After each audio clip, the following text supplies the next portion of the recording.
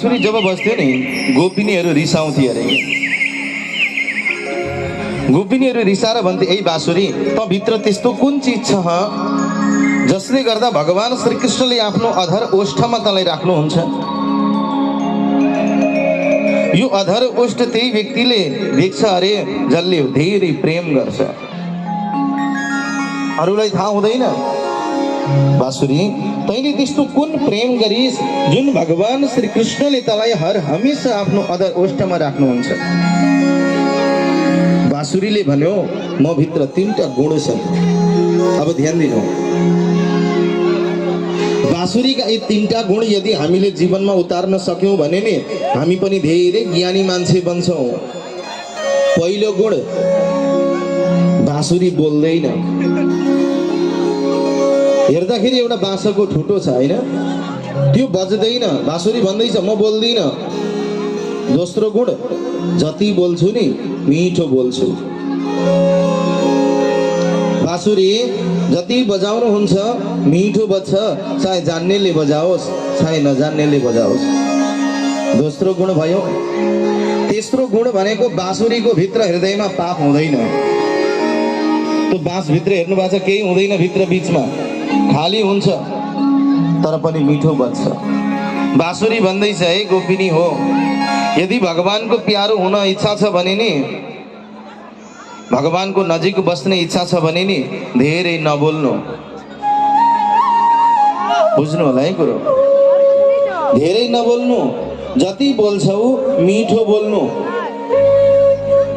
अनि यो मनभित्र कुनै पनि प्रकारको पाप नराख्नु। यो मनमा अलिकति पनि पाप नहोस्, तब मात्रै तिमीहरू अगाडि बढ्न सक्छौ। आज बाँसुरीले ज्ञान दियो। अनि भगवानले बाँसुरी बजाउँदै गोपिनीहरूको चिर हरण गर्नुभयो। यानी कि भगवान श्रीकृष्णले साडी लुकाउनु भयो गोपिनीको। किन त? यसमा पनि कारण छ। गोपिनीहरू नग्न भएर स्नान गर्थे। ध्यान दीजिएगा, हम लोग कहते हैं ना भगवान श्री कृष्ण ने वस्त्र चुराया, तो किस लिए चुराया था? कोई कारण तो होगी उसके लिए भी। भगवान गोपियों को कहते थे, गोपी यमुना में जाकर कभी भी नग्न अवस्था में स्नान मत करना। हाँ, हम लोग भी ये बात समझ लें। घर में अगर 1 साल का लड़का हो या लड़की, 1 साल से ऊपर जितने भी है ना, उन्हें कभी भी नग्न अवस्था करके स्नान नहीं कराना चाहिए। हम जब नहलाते हैं बच्चों को तो नंगा करके नहलाते हैं। 1 साल से ऊपर अगर हो गया तो नंगा नहीं करना चाहिए, जल देवता का अपमान होता है उससे। तो गोपियां जो है नग्न होकर स्नान करती थी यमुना में। भगवान बारंबार आकर समझाने लगे, गोपी ये काम गलत है। तो बाद में जब कात्यायनी देवी की पूजा करने के लिए शरद ऋतु पर आ गए सभी लोग, तो भगवान ने उसी समय ब्रजवासी आ रहे थे। गोपियां सुबह सुबह कालिंदी पर स्नान कर रही थी, तो जितने भी गोपियां थी ना, सबके सब वस्त्र भगवान ने उठा लिया, कदम के वृक्ष पर लाकर रख दिए। गोपियां कहती हैं, कृष्ण वस्त्र दे दो। भगवान कहते ना, नहीं दूंगा। तुम्हें मैंने बारंबार समझाया। कहते हैं ना, लातों का भूत बातों से नहीं मानता।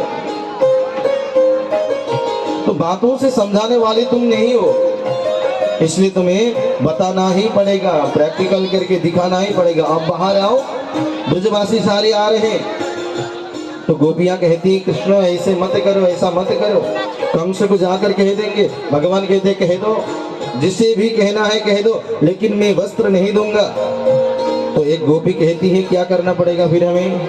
भगवान जल देवता और भगवान सूर्य नारायण वरुण देवता सभी को प्रार्थना करो और बोलो कि आज के बाद हम कभी भी नग्न होकर स्नान नहीं करेंगे। तो गोपियां जो है बाद में भगवान सूर्य नारायण भगवान को जल प्रदान करने के बाद, वरुण देवता को नमन करने के बाद कहने लगी कि भगवान हमसे गलती हो गई, आज के बाद हम कभी भी नग्न होकर स्नान नहीं करेंगे। तो जब माफी मांगने लगी तब भगवान ने वस्त्र दे दिया। तो भगवान कहते, कभी भी किसी को नग्न होकर स्नान नहीं करने चाहिए। नमस्ते, कैसे हैं दोस्तों? सुरेंद्र सागर एएमजी एवं सुरेंद्र सागर ब्लॉग में आपका स्वागत है। दोस्तों, मेरा आपसे अनुरोध है कि पूरा वीडियो को जरूर देखें। वीडियो पसंद आए तो इसे लाइक अवश्य करें, कमेंट तो डेफिनेटली करें, क्योंकि आपका कमेंट ही आपका पहचान कराता है। तो कमेंट करना न भूलें, दोस्तों को शेयर करें, और अब तक हमारे चैनल को सब्सक्राइब नहीं किए हैं तो हमारे चैनल को जरूर सब्सक्राइब करें। तो देखते रहिए आगे का वीडियो। करने चाहिए। और आगे जाकर सुखदेव स्वामी राजा परीक्षित को कहते हैं, वरुण लोक से नंद बाबा को ले आए भगवान ने, और आगे जाकर भगवान रासलीला प्रारंभ करते हैं। अच्छा, भगवान ने रास रचाई है गोपियों के साथ। दो गोपियों के बीच एक कृष्ण।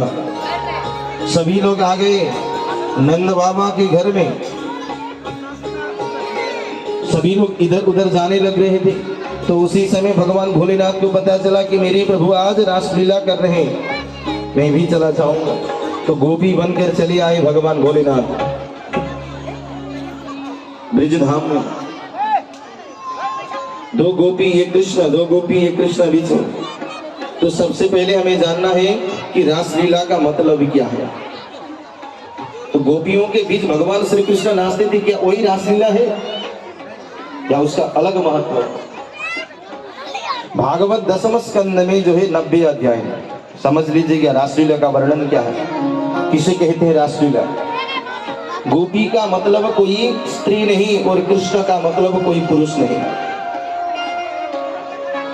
गोपी इंद्रिय रसम पिबती इति गोपी।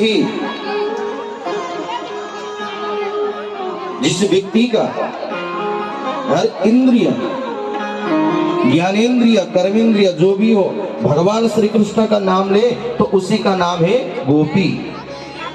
तो अब बताओ, हमारे इंद्रिय, हमारे जीव से भगवान कृष्ण का नाम निकलता कि नहीं? निकलता है ना। हम जपते ही ना भगवान कृष्ण के नाम, तो हम भी गोपी हैं। और दूसरे संत कहते ना, गोपी का मतलब क्या है? इस शरीर का नाम है गोपी। रास पंचाध्याय कहते हैं कि 5 अध्याय है रास पंचाध्याय में।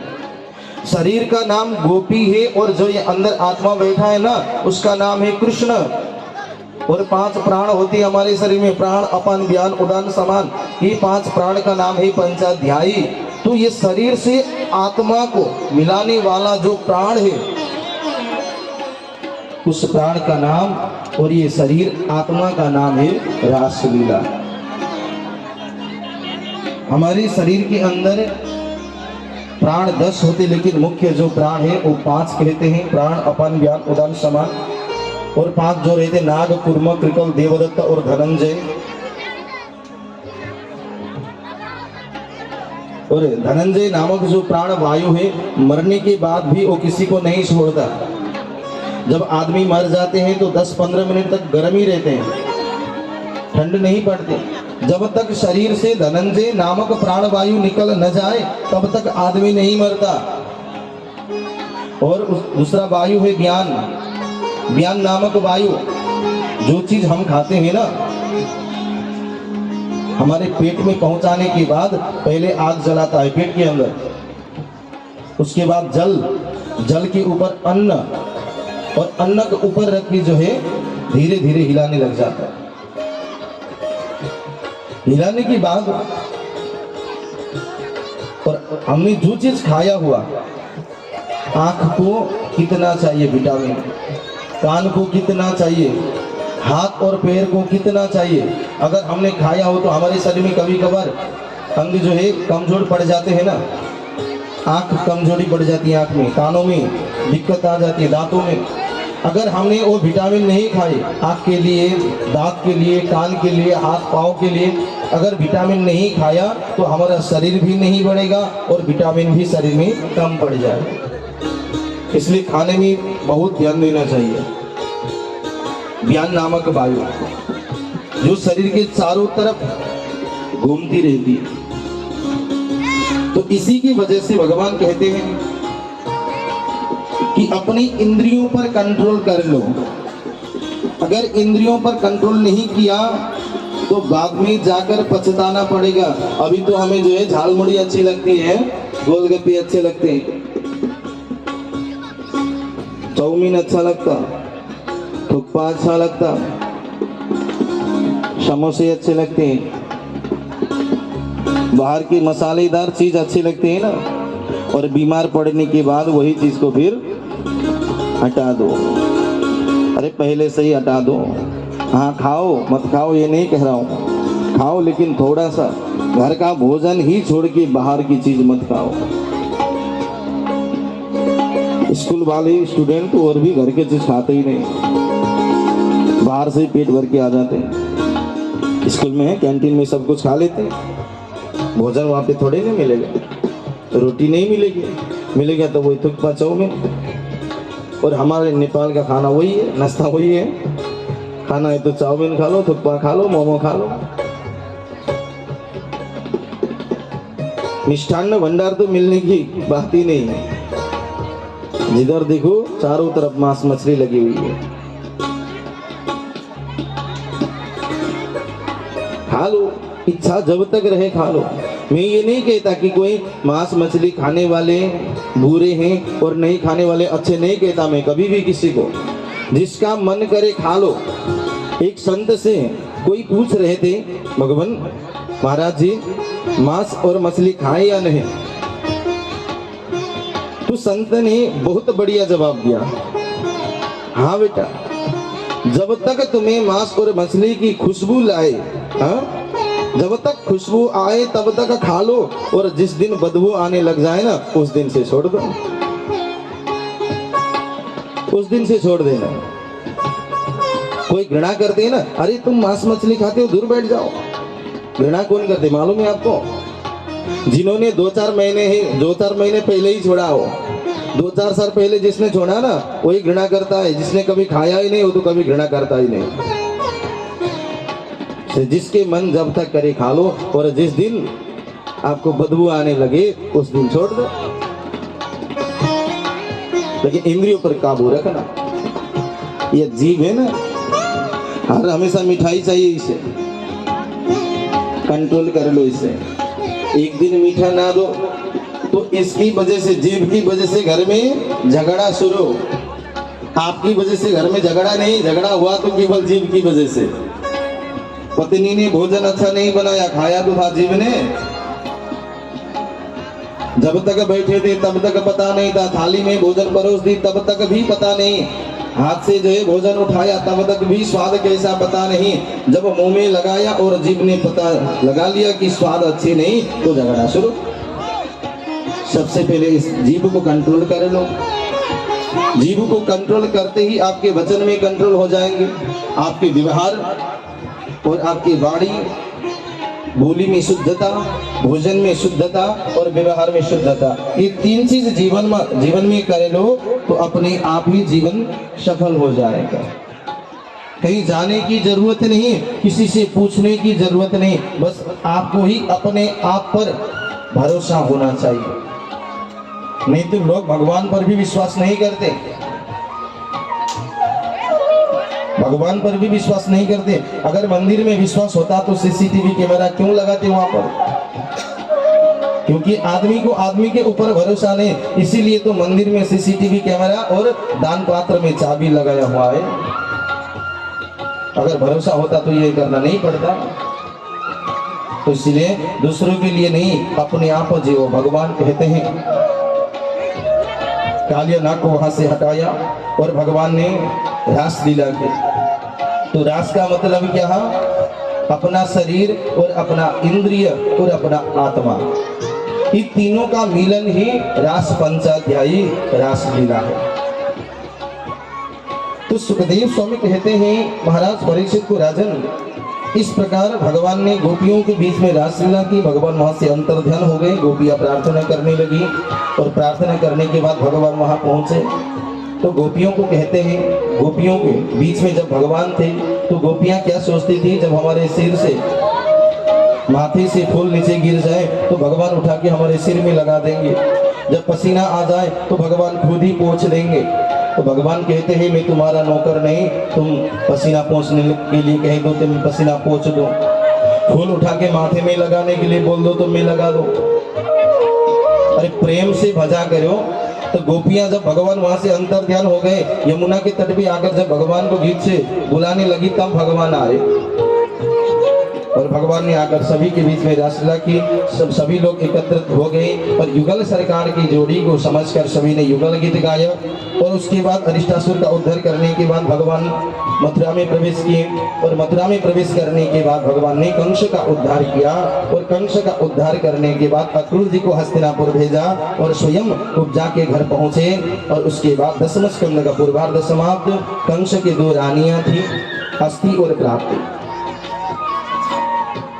कंस का मतलब क्या? हर पुराण में, हर भागवत में, देखिए मैं कहता हूं, कथा सारा जानने से भी कुछ फायदा नहीं। कथा उतना ही जानो जितना अपने जीवन में, व्यवहार में उतार सको। भागवत पूरी जानकर क्या करेंगे हम? हमें भी खुद पता नहीं। 18,000 श्लोकों की कथा। तो कथा वही जीवन सफल करता है कि जब तक हम कथा के माध्यम से अपने जीवन को परिवर्तन नहीं करेंगे ना, तब तक कथा सुनने से कोई फायदा नहीं। कथा का मतलब वो है कि आपके जीवन को परिवर्तन करना है, अपने जीवन भगवान के श्री चरण में लगाना है।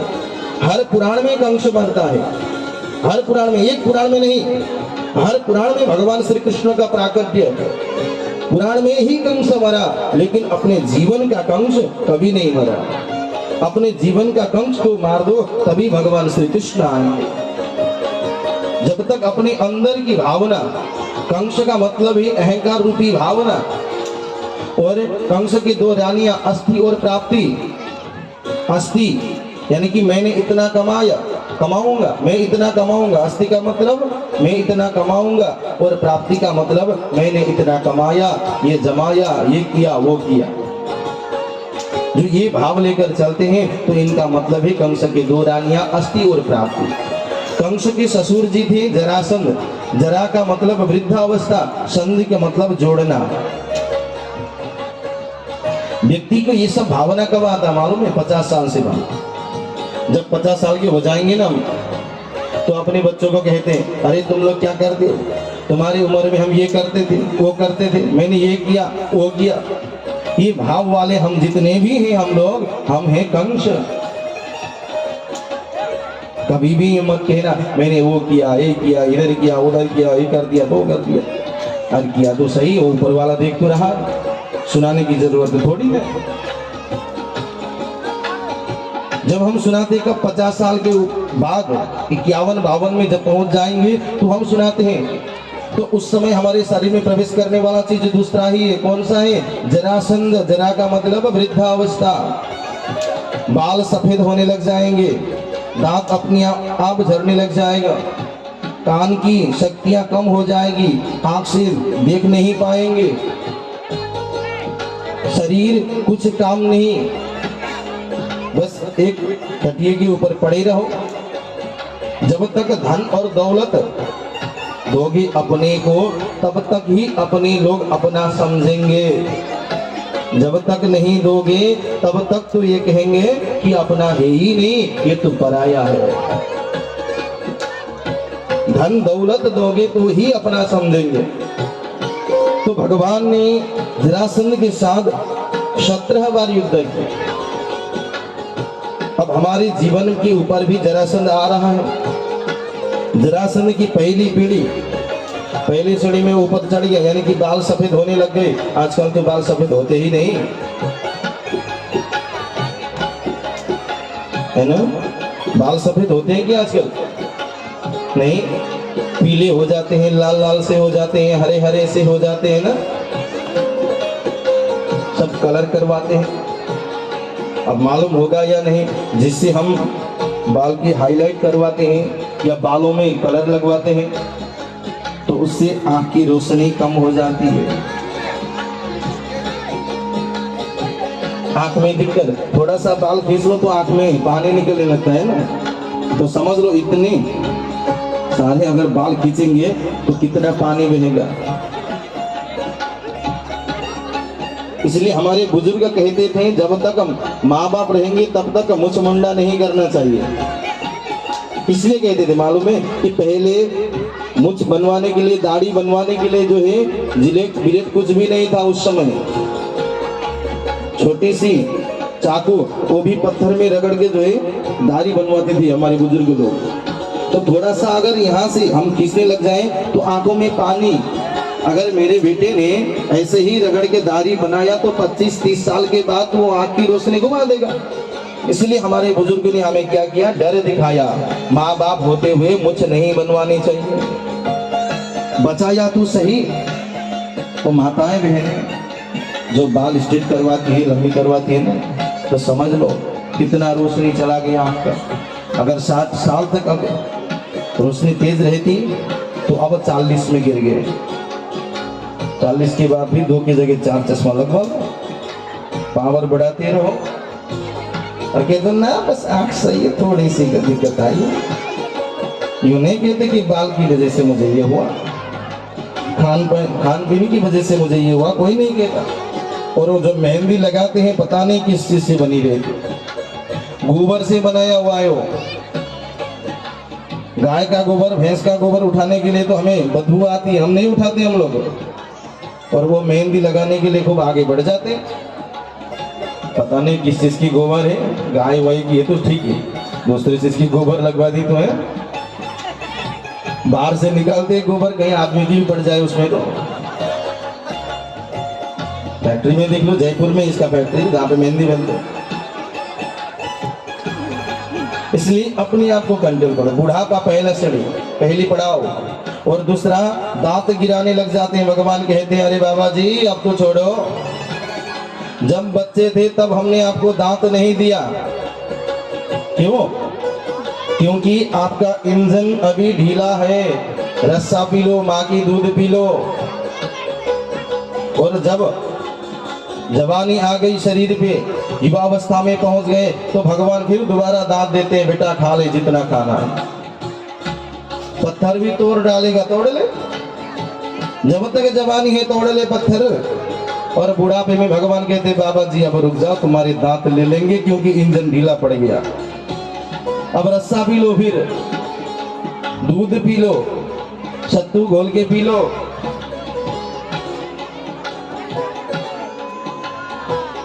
इसलिए भगवान खुद कहते अगर तुम नरम बनकर रहोगे समाज के बीच में तो हर हमेशा खुशहाल जीवन व्यतीत कर पाओगे। जिस तरह अपनी जीभ है ना, दांत देखिए कितने कठोर हैं, पत्थर की तरह टाइट है, मजबूत है, लेकिन दांत गिर जाते हैं। जीभ कभी नहीं गिरती, वो ढीली सी है, नरम सी। अगर कोई आदमी नरम और ढीला बनकर रहे ना, तो जीव की तरह हर हमेशा अपने जीवन में खुशहाल जिंदगी व्यतीत करेगा। अगर दांत की तरह कठोर बन गए तो एक दिन गिरना ही पड़ेगा, गिर जाओगे। वो भी हो गया। 2-4 दांत पड़े थे, उसे भी निकाल के डॉक्टर ने डुप्लीकेट दांत लगवा दी। ठंड में तो डुप्लीकेट दांत लगवाने वाले बड़े आराम से सोते होंगे। ब्रश करने के लिए भी बाहर जाना नहीं पड़ेगा, मुंह से निकल लिया, सोते सोते ब्रश कर ली और फिर लगा ली ऊपर। भगवान ने तीसरी पड़ाव याद कर लिया कि आंखों में चश्मा लगवा देंगे। लोग उसे भी दूर हटा के चश्मा पहनना शुरू कर दिया। तो भगवान कहते अरे मनुष्यों, तुम लोगों के लिए कभी बुढ़ापा आएगा कि नहीं? तो मनुष्य कहते भगवान जितना बुढ़ापा दे दोगे ना, उतना ही हम युवावस्था में जाने की प्रयत्न करेंगे। बुढ़ापा आ गया लेकिन डेंटिंग पेंटिंग गई नहीं चेहरे की। शरीर की सुंदरता बढ़ाने के लिए न जाने क्या क्या करते हैं लोग, सब कुछ चला गया। तो बुढ़ापा कब आएगा? 50 साल के बाद, जब हम 51-52 में चले जाएंगे तो जरासंध आएगा और जरासंध को भगवान कालियावन के माध्यम से उसे भी मार देंगे। मारने के बाद भगवान आगे बढ़ेंगे और आगे जाकर भगवान श्री कृष्ण बीचों बीच, समुद्र के बीचों बीच एक पुरी की निर्माण करेंगे। सभी लोग को वहां अंदर लाके रख दिया। बाहर खड़े हुए आए, सभी लोग देखते हैं चारों तरफ दरवाजा बंद है। सब कहते द्वार कहाँ है, द्वार कहाँ है, द्वार कहाँ है, बोलते बोलते उस जगह का नाम पड़ गया द्वारका। द्वार कहाँ? कृष्ण को कहते थे लाला द्वार कहाँ है, द्वार कहाँ है, बोलते बोलते उस जगह का नाम हो गया द्वारका और भगवान बन गए। बोल द्वारकाधीश भगवान की। द्वारकाधीश हो गए और रुक्मिणी महारानी को भगवान ने भगा के शादी कर ली। तो संत महापुरुष कहते हैं सबसे पहला विश्व ब्रह्मांड का प्रेम पत्र रुक्मिणी महारानी ने भगवान श्री कृष्ण के लिए लिखा था। आजकल तो अब हट गया ना, मैसेज हो गए हैं, चैट करने लग जाते हैं, प्रेम पत्र हट गया। मोबाइल की वजह से सब कुछ छीन लिया, हमारा घड़ी छीन ली, रेडियो छीन लिया, टीवी छीन लिया, खेल कूद छीन ली। लोग बाहर जाकर क्रिकेट खेलते थे, अब तो मोबाइल घर बैठे बैठे क्रिकेट खेलते हैं। बच्चों की खुशियां छीन ली, माँ बाप का प्यार छीन लिया। देखो स्टूडेंट की पढ़ाई छीन ली, टीचर होकर पढ़ाने की आदत छीन लिया उसे। कमर के नीचे जो भी पहनो, लेकिन ऑनलाइन क्लास है, ऊपर अच्छे पहनना ही पड़ेगा। लॉकडाउन में देखे ना हमने, कोट पहना, शर्ट कोट और टाई पहने और नीचे देखा तो तौलिया पहन के बैठे हुए थे। ऑनलाइन क्लास है। स्टूडेंट की यूनिफॉर्म छीन ली। बहुत बेकार चीज है मोबाइल। अगर इसे सही सदुपयोग करेंगे तो इसी से आपका जीवन और भविष्य उज्जवल बनेगा। अगर इसे आप दुरुपयोग करेंगे तो इसी से आपके जीवन और घर परिवार में दुख का माहौल बन जाएगा। तो भगवान श्री कृष्ण की शादी हो गई रुक्मिणी महारानी के साथ और पहला पुत्र होगा। और उसके बाद भगवान ने 8 रानियों के साथ शादी की अलग अलग। और भौमासुर 16,100 कन्याओं को जो बंदी बनाकर रखा हुआ था उसे भी भगवान ने एक ही लगन में एक ही साथ शादी कर ली। और आगे जाकर सुखदेव स्वामी कहते हैं भगवान अपने बच्चों को कहते थे कि बेटो कभी भी ब्राह्मण का धन हरण मत करना, दूसरों का धन कभी हरण मत करना। अब हम नृग राजा की कथा में प्रवेश करेंगे, तो इससे पहले आइए एक छोटा सा सुंदर भजन श्रवण करने के बाद आगे की कथा प्रसंग में प्रवेश करते हैं। और आज भगवान श्री कृष्ण भगवान भोलेनाथ की दिव्य झांकी तांडव नृत्य बहुत बढ़िया प्रसंग भी है, बहुत बढ़िया झांकी भी है, तो उसे भी देखते हैं थोड़ी देर बाद। अब ज्यादा कथा नहीं रही, थोड़ी ही रहेगी। बोल भक्त वत्सल भगवान की।